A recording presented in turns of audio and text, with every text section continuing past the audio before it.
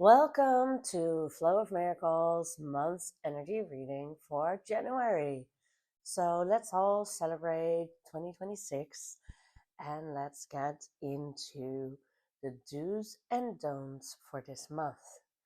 And the card and energy available to us is the Two of Discs change. So that means that there's a lot of energy available for us to actually make changes in all areas of our lives. The discs are a material world energy, and that means that some of the changes that might have already started on the mental or emotional plane, or even on the spiritual side, will start to filter through to the material world, to the here and now, which makes it easy to see that things are actually changing for us. So the do's are transformation, luck, and consequences. So as you can see, this card features Ouroboros, the snake biting its own tail. And because of that, snake is a transformation symbol as well in many cultures, reminding us that we have a lot of changing energy within us. If you want to, you can do a lot of meditations this month to help your transformations become easier. Like a snake, we'll be shedding our skin because we've done some growth, and now it's time to actually be the new you.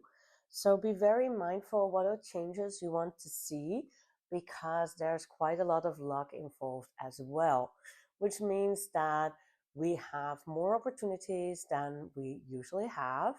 And it is nice, of course, when we're lucky and things fall into place in just the right way. And last but not least, we have to be mindful to the consequences of our changes and transformation. If there has been some signs that we need to change course and we haven't done it, they will come now, those consequences that we do not like to see. They will come knocking. Maybe it's going to be your health, maybe it's going to be bonds with others, but changes are coming whether we want to or not. So it's very important to be mindful of this changing energy and to actually move with the flow and not against it. And if you have been doing some things in the past couple of months, now it will be time to reap the rewards from that, meaning the good consequences will also come your way. And now, of course, it's time for the don'ts. So much changing energy is very important. Don't be rigid, don't be in resistance, and don't be irresponsible. When we have this idea of how things should be and we stay in this kind of rigid mindset, changes are very painful. We feel very vulnerable when things change around on us.